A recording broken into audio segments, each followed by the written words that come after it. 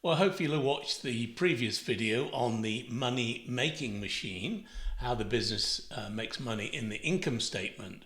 And today we're going to have a little exercise I call the three doors. So before you see three doors that represent three strategies for improving our gross profit. And those three strategies are: one, we could sell 10% more. Number two, we could raise our prices by 10%. Or number three, we could reduce our cost of goods sold. And you remember in our commercial flooring example, that was our installers and our materials. So I go through this exercise with many people and ask them, which of these strategies do you think would generate the most gross profit? Have a little think about that. And we'll go into the exercise itself. So let's take an existing business. And let's say its sales revenues are $100. The cost of goods is $60. So $60 from $100 would give us a gross profit of $40. So that's how the business operates today. And remember, we have three strategies. Let's make a 10% improvement in either door A, we sell 10% more. Door B, we raise our prices. Or door C, we reduce our costs. Again, which do you think is going to generate the most gross profit? Well, let's take a look at selling more. If we sell 10% more, where will our revenues go? Well, they'll go to $110 because we've increased our sales by 10%. Now, what happens to our costs of materials and labor, our costs of goods? Well, if we've sold more, we've still got to do more work. We still need more materials. So that $60 is also going to increase by 10% to $66. And the difference between the two is $44. Now, look, we've made a 10% improvement. We sold 10% more, and we've made $4 more in 40, which is an improvement of 10%. 10% improvement. If we sell more, we get a 10% more, we get a 10% improvement in our gross profit. Okay, door number two. Let's raise our prices. What happens to our revenues? If we raise prices by 10%, our revenues have got to go up 10%. What about our costs? We've just raised our prices. Have a think about that. Yeah, our costs remain the same because all we've done is increased our price. So our operating profit is a whopping $50, and that represents a $10 improvement over $40, which is a 25% improvement. So a 10% improvement in prices gave us a 25% improvement in our gross profit. And door number three, which I have to say is usually the most popular with people that I talk to in business.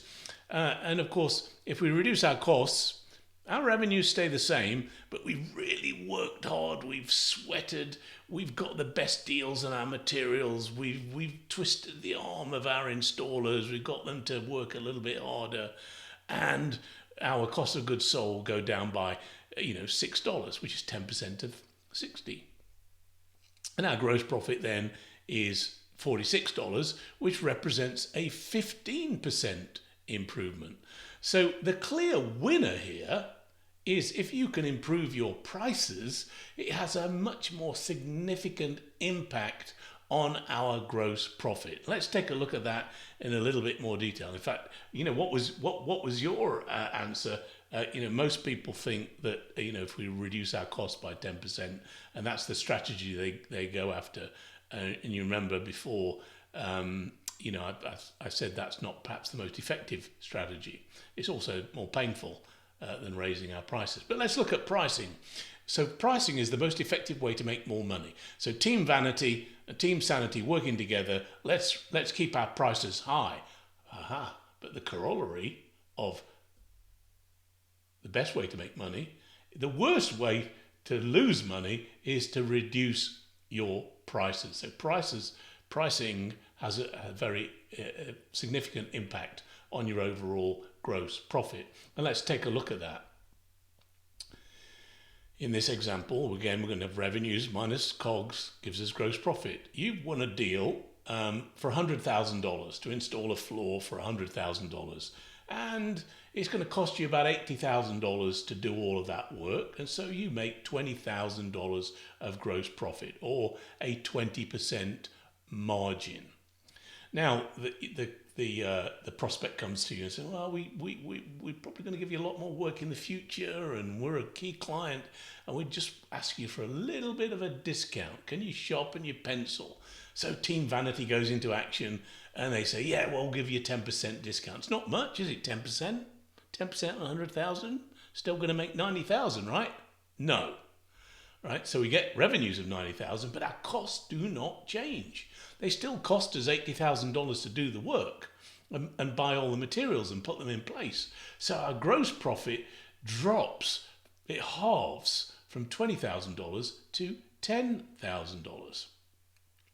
And now look at this. This chart is a little tricky to understand, but you can see there across the top a gross margin of 20%, 30%, 40%, 50%. And the levels of discount. So in this example, our gross margin was 20%, right? So it's that first column there, 20% gross margin. And we gave a discount of 10%. So you see that bottom bar of 10%. What that 100% in red means is, in order to recoup that profit, you're going to have to sell as much again. So you gave a 10% discount, and now, in order to make the same level of profitability, you've got to go out and sell that much work again, and it's really hard selling that kind of work. So that's really, really difficult. And you can see that as your margin improve, a 30% margin, you'd still have to sell 50% more. So bear in mind that reducing your price is going to have a very significant effect on business. So always try and negotiate price. If the customer comes back and says, I'm looking for a discount, think of all of the different ways in which you could protect that and give value in other ways, which will be the subject of many other videos. So I hope you found that enlightening, gave you a little bit more perspective on the money-making machine and the key levers for generating profitability. In our next video, we're going to go and look at the second building block, the companion of the money-making machine, which is the wealth creation engine, also known as the balance sheet. So look forward to seeing you in the next video.